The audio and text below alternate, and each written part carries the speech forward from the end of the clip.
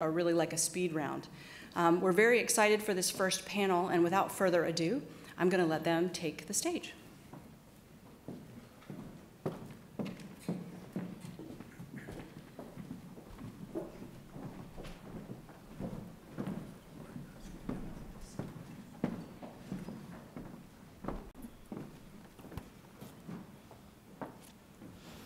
Good morning, everyone. It is my honor to introduce such a great panel today, which includes a former Navy SEAL, sorry, I had to say that, a Pittsburgh Steeler, a serial entrepreneur, what was supposed to be the queen of tech, but she had a family emergency, and someone working to solve a very big transportation issue in the region.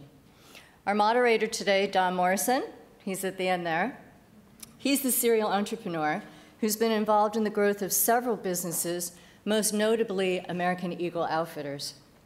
There he grew the company as president and CEO from 1 to 165 stores. He's currently chairman of Deal Flow for Blue Tree Allied Angels and chairman of the Linden Point Development Corporation, LDC. Don's also entrepreneur in residence at the University of Pittsburgh's Innovation Institute, and he's a coach and a mentor to a whole bunch of startups in the region. Curry Crookston, if you raise your hand, Curry, right here, is head of innovation management at Covestro, a company which is doing some very interesting and innovative things these days. He's the ex-Navy SEAL, a grad of the U.S. Naval Academy with an MBA from Virginia. He's been busy implementing business model innovation, otherwise known as BMI, creating and growing tech-based businesses as an entrepreneur and as part of a larger organization. Next, we have Jeff Mcdaniel. Jeff served in the Navy as a surface warfare officer, and he's an attorney. One badass combination, if you ask me. He's now executive in residence at Innovation Works, working with the management teams of startup, clean energy, and manufacturing tech companies. Jeffrey provides mentoring and network access to the portfolio companies at Innovation Works and serves as an observer on the board of directors. He's definitely someone I would want on my team. Carly, we know Carly, she's the only female here now, is the staff lead for an initiative to develop a regional transportation innovation and investment strategy at the Allegheny Conference for Community Development. That's a very big deal, as many of you know. Right now, she's working with the very dynamic Anna Sifkin here at Carnegie Mellon and other local partners on assessing the energy startup ecosystem in our region today. The goal is to identify a strategy for further investment and private partnership support. That leaves, I would have left two people, one of whom was Audrey, and I was going to say both of them graduated from Ohio State University, but only one played football. She is not here due to a family emergency. We'll really miss her. But that leaves Will Allen, who co-manages the day-to-day operations and investment and acquisition strategy for Nascent Group Holdings. He completed a program through the NFL at Harvard Business School, and he interned with Congressman Bobby Rush on the Energy and Power Subcommittee. And as you all know, Will played in the NFL for 12 seasons, most recently for the Pittsburgh Steelers. He was a member of the Ohio State 2002 National Championship team and was named a Consensus All-American. All that is super impressive, but so is this. He serves on the advisory committee for Be a Middle School Mentor through the United Way. He's on numerous boards through town, and he established the Will Allen Foundation, which provides tools and resources to educate, influence, and empower people in a surrounding community. So I now turn this over to Don in this very impressive panel. Enjoy. Thank you, Tracy, and thank you for being on the panel. I'm honored to be up here with such distinguished panelists. Pittsburgh has a great manufacturing legacy in steel and aluminum and glass. In more recent years, Pittsburgh has developed a reputation for eds and meds, but also for artificial intelligence, robotics, autonomous vehicles, and computer technology. Yet many people, when it comes to conversations about energy, Pittsburgh is not top of mind. So why do you think Pittsburgh should be included in the energy conversation?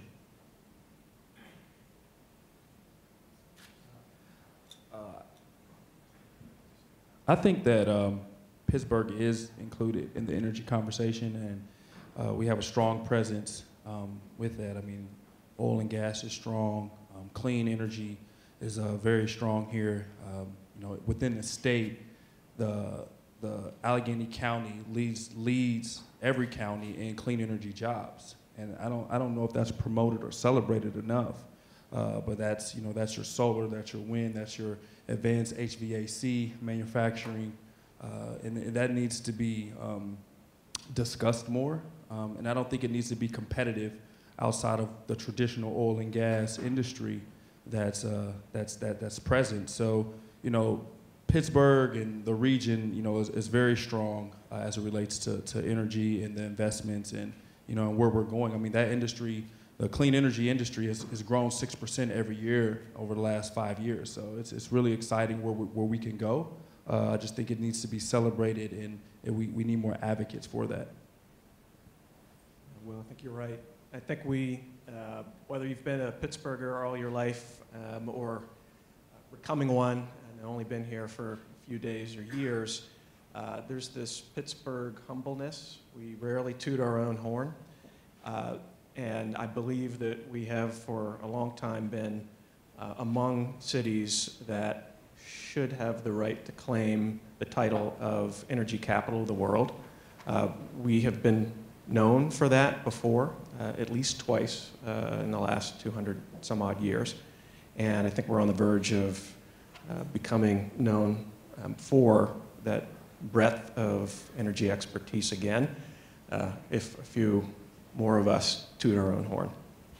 And on that note, about the humbleness, we really do have a unique concentration of energy research happening here. It's not just, you know, we're all aware probably of one little slice of that pie, but the fact that we have 2 federal research labs that bring $1 billion, you know, annually into the region, that we've got multiple universities, multiple engineering programs, multiple other energy-related research activities, programs, workforce, all these things add up together to have a lot more concentration here that has a multiplying effect. And so for that alone, if we can just take a look at that and really think about how we promote that out and how we coordinate it, we absolutely should be part of the energy conversation. So, Curry, are we just under-marketed from an energy perspective?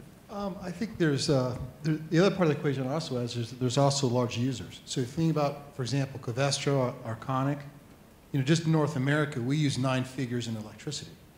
And so if you think about the side of research and development, the other part of that equation is the people that actually use the energy. And so there's a lot of large players in the region that are ideal customers for those technologies that we're developing. And we're actually not a slouch as a state in terms of producing that energy and electricity either. We're second in the nation in terms of electricity production. We're second for natural gas production. We're second for nuclear power generation. I mean, these are out of 50 states. Pennsylvania is already poised to really be the center of a lot of the energy production side. So it is. It's the users, it's the research, it's the ideas that are already developing here, and then sort of how you pull it all together. So does the Allegheny Conference have a marketing strategy about energy or related to energy? So the Allegheny Conference is a regional economic development organization, and we have, over the years, done various things to market sort of our energy resources and assets. But really what's new now is focusing more on the innovation side and on how we can do a better job, not just us, but with a lot of partners who are in the room and beyond, to do a better job marketing the energy startup assets that are here. That is sort of something that I think a lot of us have talked about being a gap that we've never really wrapped our arms around and gotten a handle on one shared message and platform to promote jointly. I'm going to be asking a few more questions, but I just wanted to point out, anyone in the audience has any questions, you can just submit it to the slido.com up on the screen, and it'll be magically sent to my laptop up here.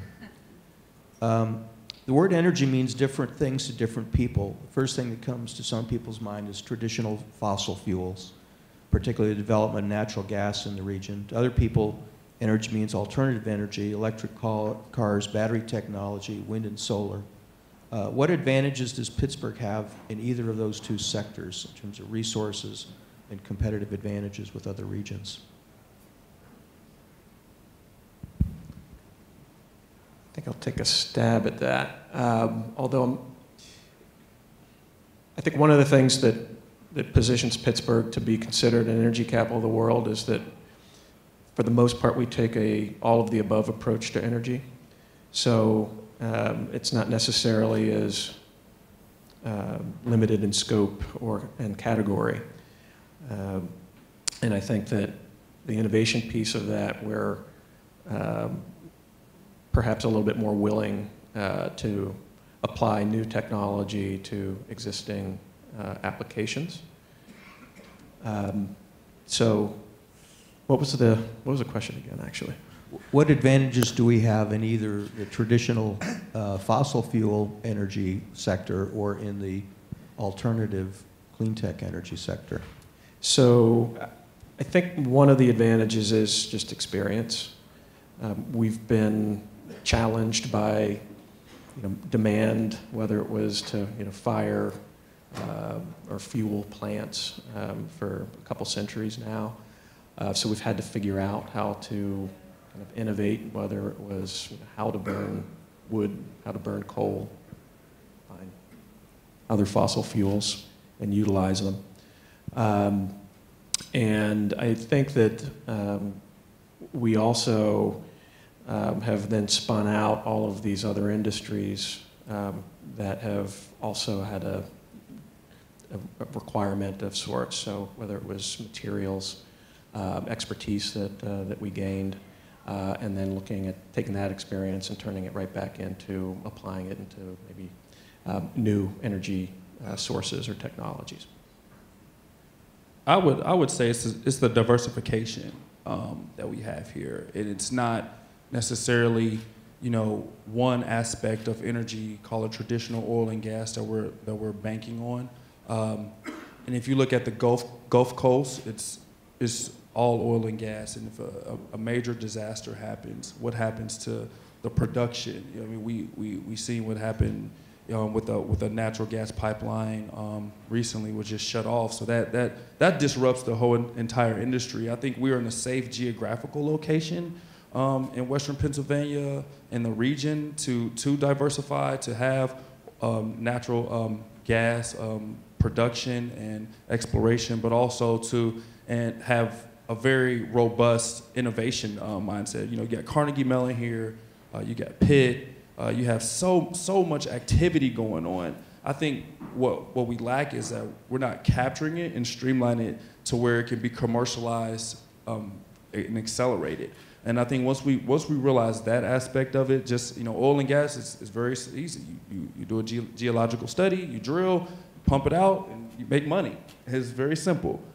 Technology and innovation is a little bit more complex than that, and it's a long wave. And I think once we figure that out, who can stop Pittsburgh? Who can stop the region at that point? It's hard to do that with such diversification.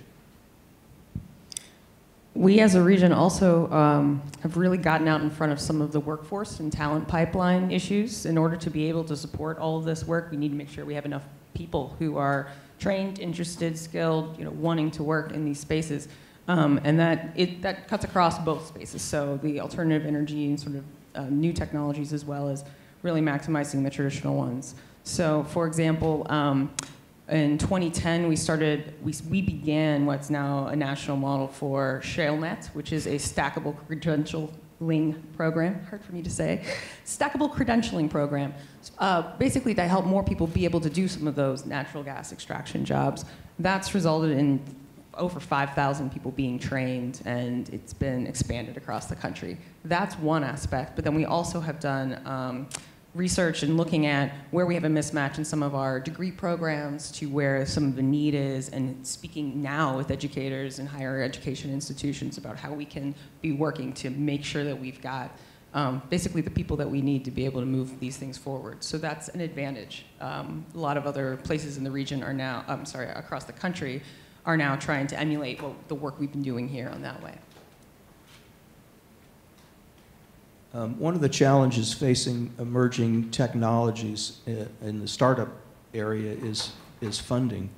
how would you characterize the climate in Pittsburgh for funding early-stage energy companies, particularly with regards to strategic companies in the area, not necessarily traditional angels and VCs? How would you characterize the funding landscape for energy startups? Having personally raised money in Pittsburgh, not for energy companies, I can talk a little bit about that. And as far as, it's a large user of energy, we are actively an investor in those sorts of activities. And so what I'd say is that it's a good place to be, because one of the things I've noticed about Pittsburgh, which is different than Silicon Valley, things like that, is that there is a really tight network. It's pretty easy within a couple people you can get connected to most anyone in Pittsburgh. And people are really, I've never seen anything like it, are really actively wanting to help people out. And so, we have relationships with all universities, and so people that have touches to the universities can touch us. There's numbers of startups that are energy related that we have conversations with right now. So how does Covestro do that? How do you do that on a continuing, ongoing basis? Magic. Well, a couple things. One is that we try to stay in touch with the universities. There's also, through the different kinds of startup programs like the Innovation Works, the accelerators, Alpha Lab, Alpha Gear, we have relationships with those people. A lot of the tech transfer people within the universities we have relationships with. So as we have an ongoing conversation about what we're interested in, what we're trying to do, it's a way for them to say, hey, I have this company you may want to talk to, or I have this professor who has this idea, or here's this startup. And then also, having personally been in the startup community, I get calls from people I know, like, hey, Corey, you got to talk to these guys. And so I would say that it's a great place to get started, because there is a lot of a network that you can tap into that can also extend beyond just Pittsburgh, too. Thank you for the IW and Alpha Lab Gear plugs. Appreciate it.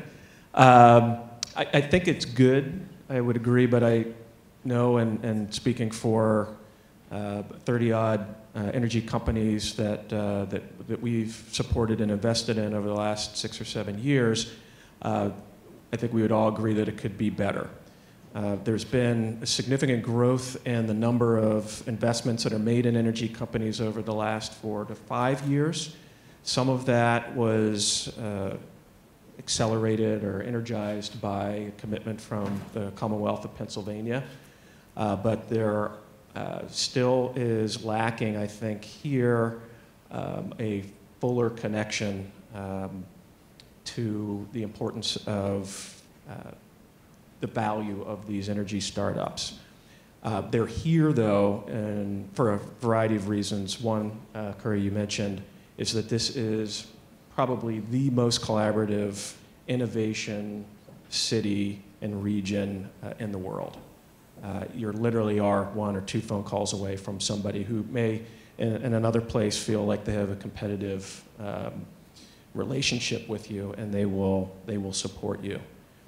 There are test beds for just about any type of research that you might need to do, or if you're working on product validation or development. You don't have to go too far to find Covestro or a corporate partner that can help you. And as Carly mentioned, we've got a national lab a stone's throw away. And so the access that you have to, this is a DOE national lab, I should mention. So the access that these energy startups have to them is an access that they would not be able to get anywhere else. I would like to add to that, that the access, the resources, and the collaboration is there, but the capital isn't. And technically, and just being honest, the venture ecosystem here should step up and start investing more dollars in the energy space. It's heavy meds here in biotech, and I understandably so.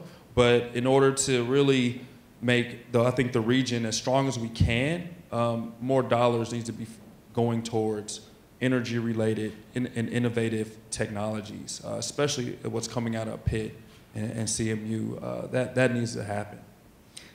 And while there are lots of the larger companies like Covestro that are doing sort of the work themselves to try to be supportive.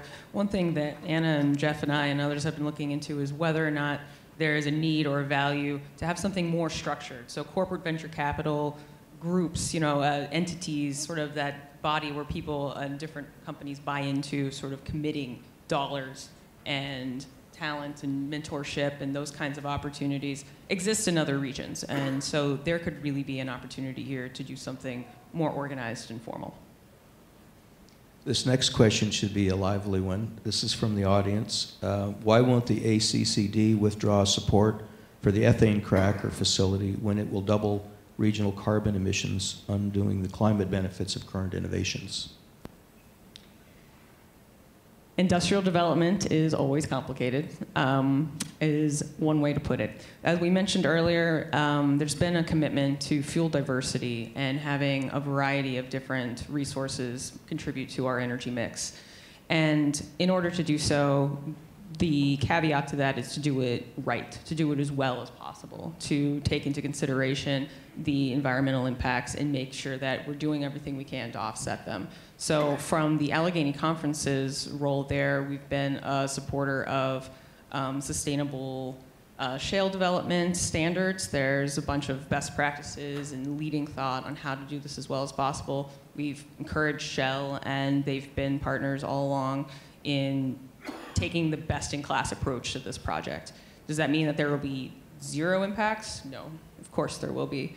But the research and the assessment as to how the other values, the other benefits that this brings to the region, to workers and residents here, as well as to our natural gas resource that has a lot of ethane in it.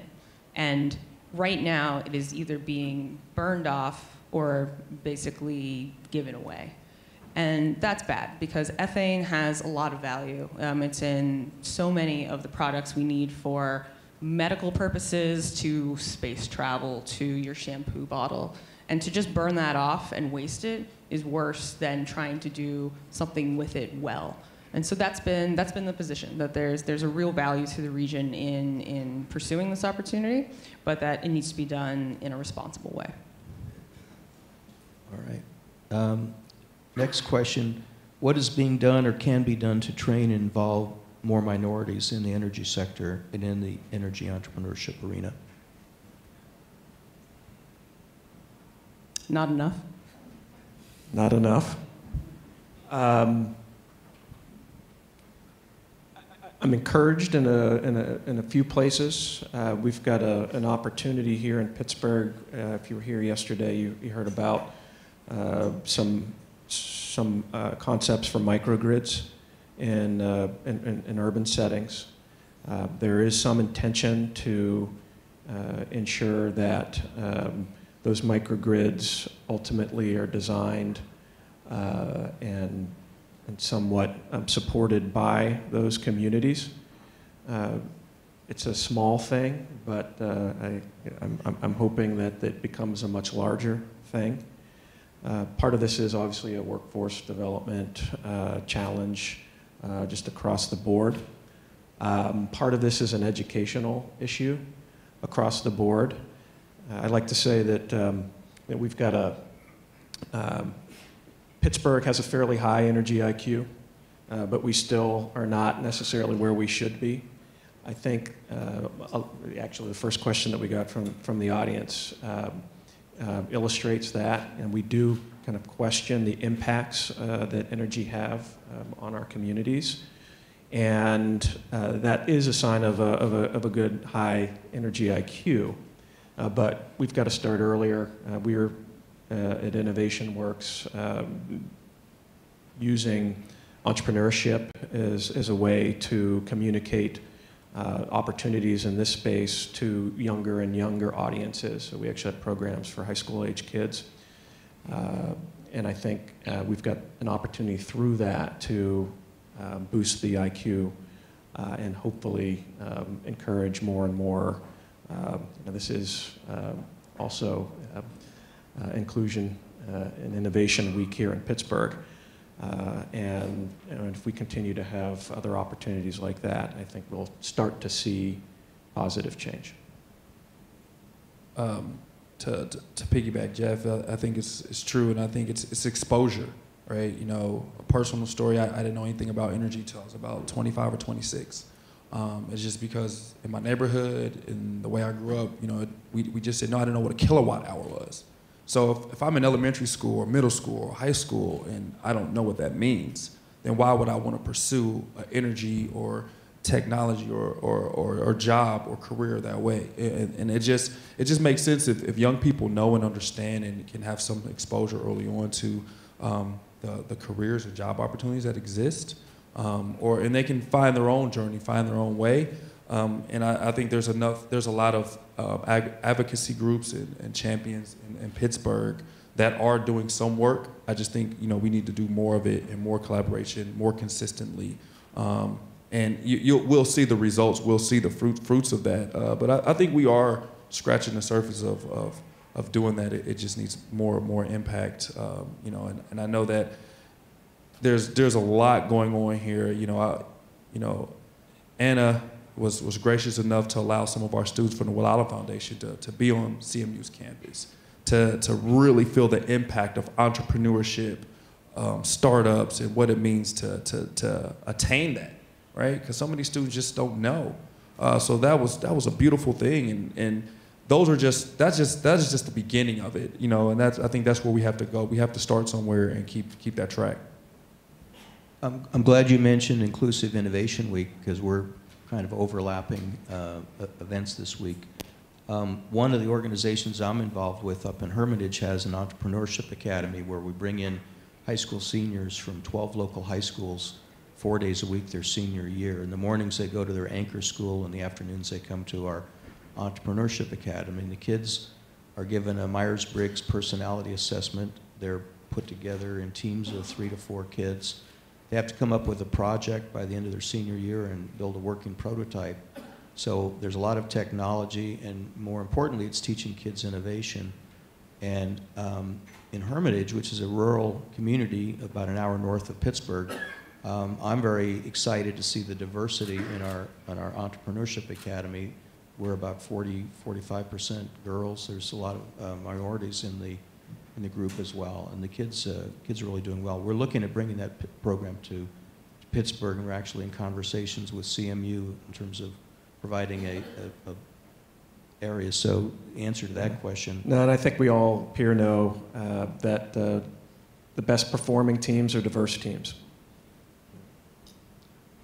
Okay, how can students and young professionals without highly technical backgrounds support energy innovation and entrepreneurship in the Pittsburgh region? Support it or get involved with it? This says support. Well, I think that you don't necessarily have to have a technical degree to get involved with technical type businesses, because, you know, there's a lot of common sense that goes into it. Also, I think there's an education piece, that the magic of the internet, there's so much information out there that you can fairly quickly become literate in a lot of different areas. And if you look at a number of entrepreneurial startups, they're not necessarily technical people. They have technical people work for them or work with them to solve a problem, but they may have a vision based on looking at things and exploring different kinds of ideas, and then they find the right technical people to help make that reality come true. So I don't think you have to be a deeply technical person to be involved with it at all. Both Belutri and Innovation Works invest in teams, and every team has technical wizards that are good at the science part of it, but they also have to have other components. Can you speak to that a little bit, Jeff, in terms of what constitutes a well-balanced team? And if you're not a technical wizard, you know, you might be able to get really good at marketing or finance or something else. If you could speak to that. You've got to be well-balanced as a team. And what we continue to see is that while there may be technical founding teams, that the best performing ones are the ones that recognize that despite their expertise in electrical engineering or material science, that alone isn't necessarily going to move their idea and company forward. They need other skill sets. Most of the energy companies that I work with have a very broad array of talent on the team. Not all of the team members have college degrees.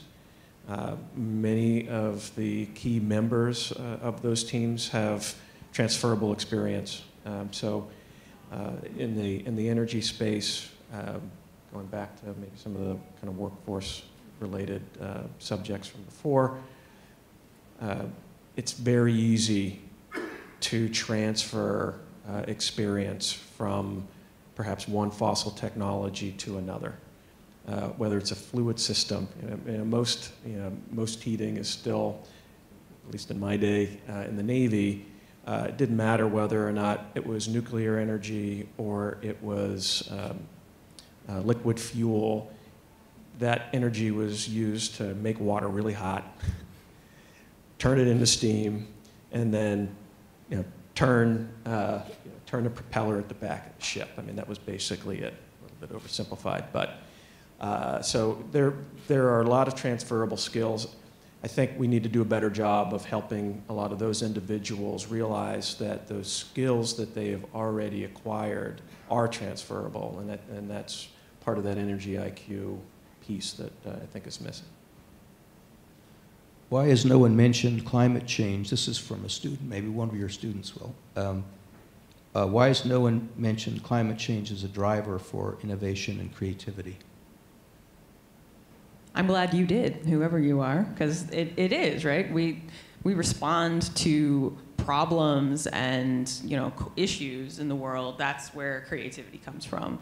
And so the move to figuring out other forms of energy production and alternative fuels and how we're going to store it and get it to where it's needed and all those things is certainly heightened by the fact that people perceive that there's a real need to figure out alternatives. I believe in climate change, so I believe in a all the above approach to energy in part because of that. I think, and this goes beyond current administration, we have not been thinking forward enough overall. That's not an indictment on Pittsburgh. I think it's just an indictment on our kind of national kind of energy desires. We continue to, I think, miss the boat at least a little bit when it comes to thinking about what the energy technology is going to be for our future. But some of the best work that is actually being done is being done here, and that's another thing to be encouraged about.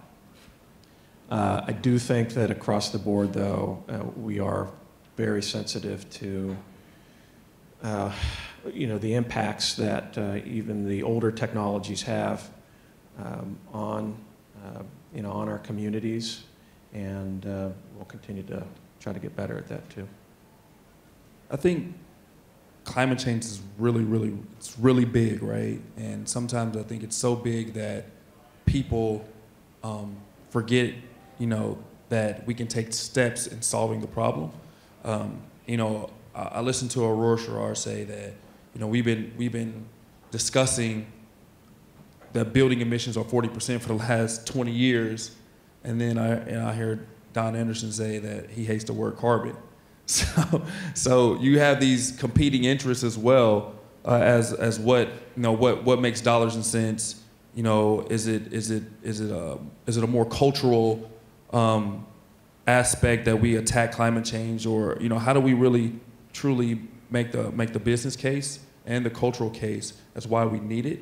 And I think if we can really marry the two together and not have big private equity firms like kill it, and we have great nonprofit organizations like GBA champion it and marry the two, we can solve that. I think you have a good chance of solving the climate change behemoth, if you will.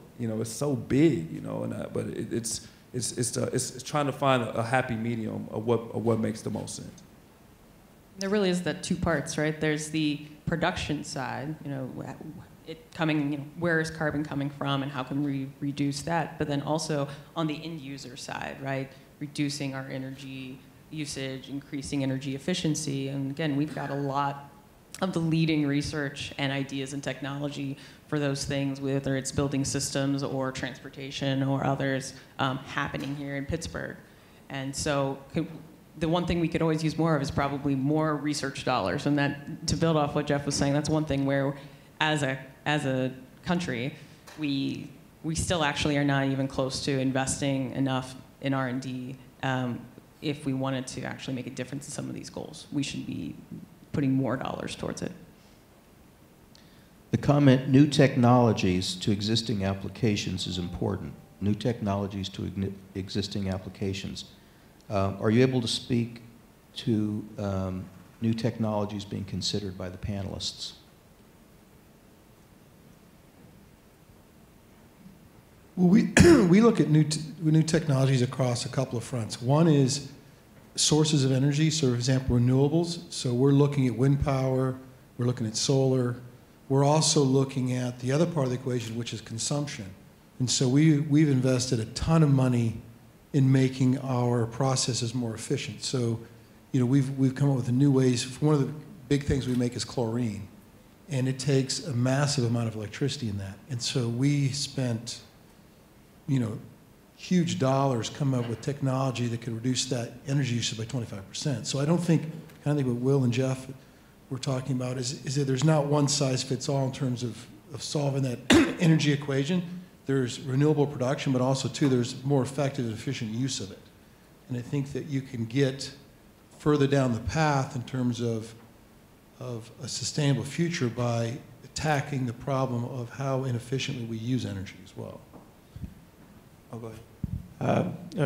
We've invested in companies, excuse me, that have platform technologies that touch a number of energy applications, whether it's utilizing specialized polymers to reduce the amount of water that it takes to go down a fracking rig, reduces the amount of flowback water that comes back up.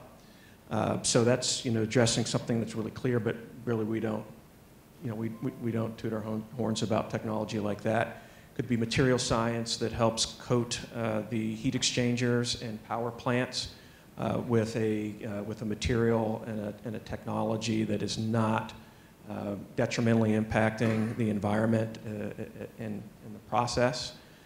We've got a company called Wattlearn, which is making a single duty cycle battery that really does not have a brain smart. So these are technologies that are being applied to existing processes today. And then here in Pittsburgh, we also have a number of energy efficiency technologies that are being strapped on to smart meters that are looking at comprehensive ways of reducing demand today, not a generation from now, and making significant impacts in our carbon footprint. And I would add that within 400 miles of let's call it Allegheny County, there's 17,000 manufacturing and industrial plants. Chemicals, plastics, manufacturing and fabrication plants. And all those plants should profit from the petrochemical and ethane production. But we're not talking about the current innovation and technologies that could make those companies more efficient, because a lot of them are small companies and small businesses, or less than $100 million in revenue. And a tremendous statistic that we've looked at is, big, huge manufacturing companies have found a way to latch on technologies to make their processes more efficient. Companies that make less than $100 million don't. And it's like 80% of those companies don't. So you see this huge gap in revenue and production because they don't latch on innovative technologies. So that's a huge opportunity for, you know, new innovation and technology companies within this region to go and seek out those businesses and those companies that Jeff has spoke of and that Curry has spoke of. Huge opportunity. Ben would like to know your opinions on the carbon tax. My personal opinion is that it's the most efficient way to create a market that would help us have the money to actually be able to invest in the options that can reduce our use of carbon. So you put a price on it, that means the market can respond. Without a price, it means that you're sort of pitting some companies, businesses, technologies, options against each other instead of actually creating a level and predictable way for folks to engage. After hearing Don from Blackstone last night, not the Don who's on stage, and by the way, your sock game is strong, very strong today. No, that really it is. I'm starting to change my thinking a little bit on the carbon question. What I would have said, and I'm about to say, is that the U.S. is lagging behind. Again, it's the energy IQ question, lagging behind perhaps most of the EU.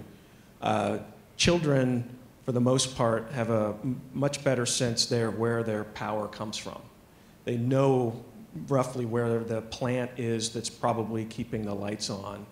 And here, I don't always know where my energy is coming from. And so if we can't get up to some minimum knowledge level about all of those impacts, it's really hard to get behind or to get the nation behind factoring in all of the other things that we should be factoring in that are very important to create that type of system. So I think that it's going to happen, but I think it's going to continue to take a while before we get there. Jeff, could you explain to the audience what EU is for the energy IQ? I just meant the European Union in that case, and not energy use. Energy use. Yeah, too many acronyms. Yeah, that's right. Okay. Jeff and I also wear other hats. We're both on the board of the Green Building Alliance, and we had Paul Hawken come to Pittsburgh a couple months ago. He gave a talk about a book he is editing, and it's called Drawdown. And anyone interested in climate change, it's a great book. He didn't write it, but he talked to 100 of the smartest people in the world who identified and had been working on climate change issues for years, and he identified 100 small things that we can do to really reverse climate change. So I'd highly recommend that to anybody who's interested. This next question is from Ben. How are nearby universities collaborating on energy innovation, research, startups? What are your opinions on how this can be improved?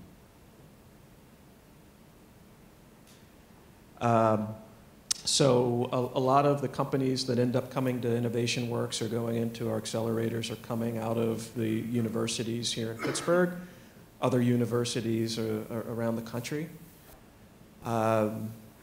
And I think that the universities that embrace innovation and give students who've got great ideas the space to grow those ideas is a great thing. So we really benefit in my group from those universities that are supporting it. There's more than $1 billion, I think, a year now coming into the region in federal research dollars. And the startup community ends up becoming a kind of secondary beneficiary of that. And so they're able to leverage that once they start their companies. But I think that there's always room to strengthen the connections throughout the ecosystem. So we could be doing more with some of the larger companies that are in the region. We could be doing more, we being kind of the startup community, connecting and maybe even deeper into the universities, figuring out how we can kind of move faster. This next question goes back to the fossil fuel industry. What's the holy grail you see in oil and gas technology, referring to what would be the ideal disruptor to the industry? Well, I think it depends, because from a petrochemical standpoint, it's really looking at it going from those fossil fuels to bio-based, and that's a huge challenge. Making that a reality would be a huge step forward in this whole sustainability aspect of production of all the plastics and polymers that we use on a day-to-day basis. So that would be enormous. From an energy standpoint, it's the renewables, basically. You're not going to use fossil fuels anymore. I mean, I think we know that, at least from a transportation fuel standpoint, we are not going to be as dependent on fossil fuels as we have been. Now, there's going to be a shift in other areas as well, but I think it's clear that EV will be the kind of predominant transportation technology within our lifetimes for most applications. And so I think that is driving, no pun intended, driving us away from the dependency, at least in some areas of the energy sector, on fossil fuel. And from where I've said, it really seems like energy storage technology is what's holding us back in a lot of ways for all kinds of applications. If you can, right now, a lot of our energy is just-in-time delivery, right? That's what we need. We need it when you flip on the light switch. That has to be basically produced and sent to you. And if you can get to the point where you can store the energy that's being produced at times when people aren't using it, the entire equation for how we have to balance our electric grid in particular could really, really change. And that would be the tipping point. All right, I think I'm getting the hook here. So I'd like to take this opportunity to thank our panel, Curry Crookston from Covestro, Will Allen from Nascent Group, Jeff Mcdaniel from Innovation Work, Carly Dobbins-Bucklad from Allegheny Conference. If we could please give them a big hand.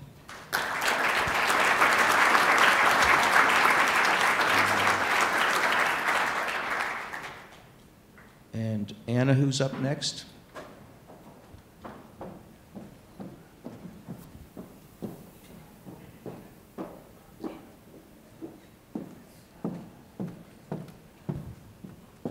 So first, let's take a minute and thank our panel this morning. Thank you so much, panelists.